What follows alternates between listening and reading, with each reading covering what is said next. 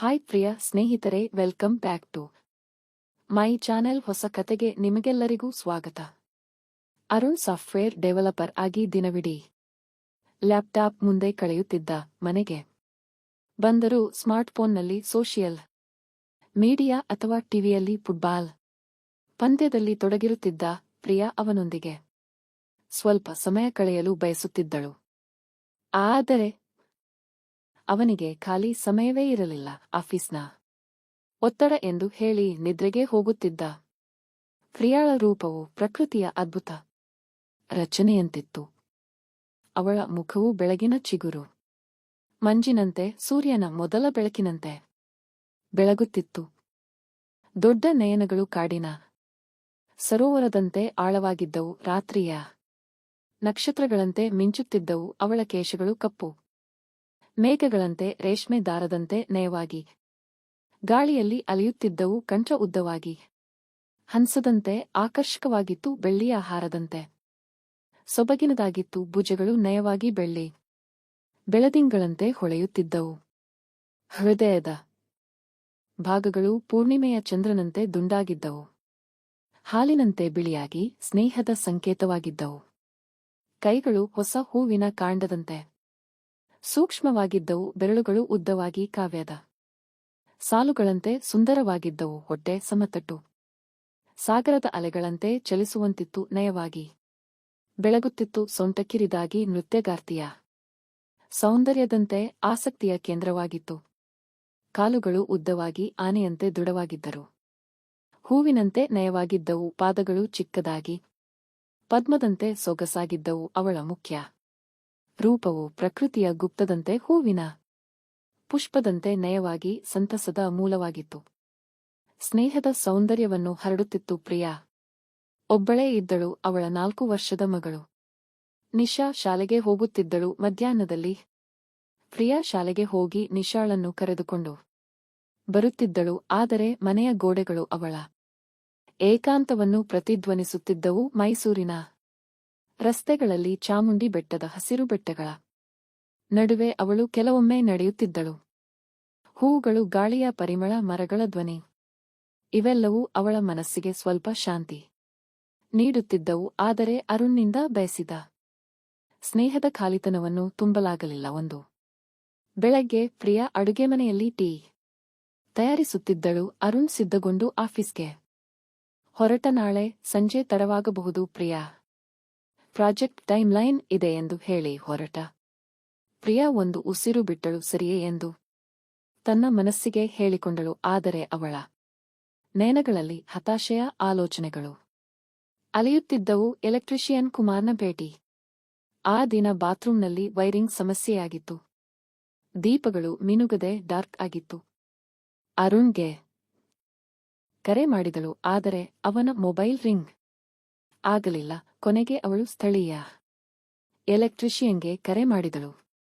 1 ಗಂಟೆಯ ನಂತರ ಕುಮಾರ್ ಎಂಬ 28 ವರ್ಷದ ಯುವಕ ಬಂದ. ಅವನು ಮೈಸೂರಿನ ಸುತ್ತಮುತ್ತಲ ಗ್ರಾಮದಿಂದ ಬಂದಿದ್ದ. ದೃಢ ದೇಹದವನು, ಕಂದು ನಯನಗಳು ಸರಳವಾಗಿದ್ದ. ಅವನ ಕೈಗಳು ಭಾರೀ ಕೆಲಸದಿಂದ ಕಠಿಣಗೊಂಡಿದ್ದವು. ಆದರೆ ಅವನ ಮಾತುಗಳು ಸೌಮ್ಯವಾಗಿದ್ದವು. ಮೇಡಮ್, ಯಾವ ಸಮಸ್ಯೆ ಎಂದು ಕುಮಾರ್ ಕೇಳಿದ. ಪ್ರಿಯಾ ಅವನನ್ನು ಬಾತ್ರೂಂಗೆ ಕರೆದುಕೊಂಡು ಹೋದಳು. ಅವನು ತನ್ನ ಟೂಲ್ ಕಿಟ್ ತೆಗೆದು ಕೆಲಸ ಆರಂಭಿಸಿದ. ಪ್ರಿಯಾ ಅಡುಗೆಮನೆಯಲ್ಲಿ ತನ್ನ ಕಾರ್ಯದಲ್ಲಿ ನಿರತಳಾಗಿದ್ದಳು. ಆದರೆ ಅವಳ ನಯನಗಳು ಬಾತ್ರೂಂ ಕಡೆಗೆ ಸರಿಯುತ್ತಿದ್ದವು. ಕುಮಾರ್ನ ದೇಹದ ಮೇಲೆ ಬೆವರು ಬೆಳಗುತ್ತಿತ್ತು. ಅವನ ಕೈಗಳು ಚತುರತೆಯಿಂದ ಸಾಧನಗಳನ್ನು ನಿರ್ವಹಿಸುತ್ತಿದ್ದವು. ಪ್ರಿಯಾಳಿಗೆ ಒಂದು ಅಪರೂಪದ ಭಾವನೆ ಬಂದಿತು. ಇಂತಹ ಸಾಧಕತೆಯಲ್ಲಿ ಒಂದು ಆಸಕ್ತಿ ಇದೆ ಎಂದು ಅವಳು ಆಲೋಚಿಸಿದಳು. ಕೆಲಸದ ಮಧ್ಯದಲ್ಲಿ ಕುಮಾರ್ ಪ್ರಿಯಾಳೊಂದಿಗೆ ಸಂಭಾಷಣೆ ಮಾಡಿದ. ಮೇಡಮ್, ಈ ವೈರ್ ಹಳೆಯದು, ಬದಲಿಸಬೇಕು. ಆದರೆ ಅರ್ಧ ಗಂಟೆಯಲ್ಲಿ ಸರಿಯಾಗುತ್ತದೆ. ಪ್ರಿಯಾ ನನಗೆ ಸರಿ ಮಾಡಿ ಟೀ ಕುಡಿಯುತ್ತೀರಾ ಎಂದು ಕೇಳಿದಳು. ಕುಮಾರ್ ನಾಚಿಕೆಯಿಂದ ಹಸನಾದ. ಟೀ ಸರಿ ಮೇಡಮ್. ಟೀ ಕುಡಿಯುವಾಗ ಅವರು ಸಂಭಾಷಣೆ ಆರಂಭಿಸಿದರು. ಕುಮಾರ್ ತನ್ನ ಹಳ್ಳಿಯ ಕತೆಗಳನ್ನು ಹಂಚಿಕೊಂಡ.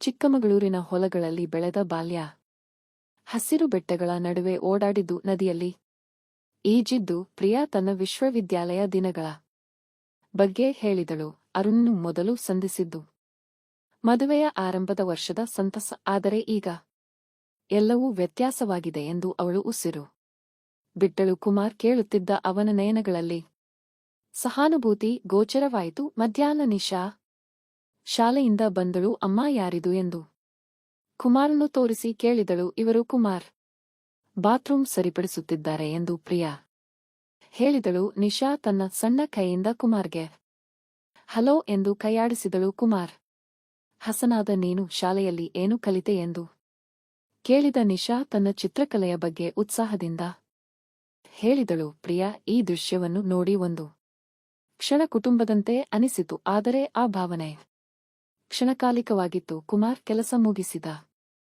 ಮೇಡಮ್, ಎಲ್ಲವೂ ಸರಿಯಾಗಿದೆ ಈಗ ಎಂದು ಹೇಳಿದ. ಆದರೆ ಹೊರಗೆ ಹಠಾತ್ತಾಗಿ ಮಳೆ ಆರಂಭವಾಯಿತು. ಮೈಸೂರಿನ ಮಳೆ ಯಾವಾಗಲೂ ಅನಪೇಕ್ಷಿತ.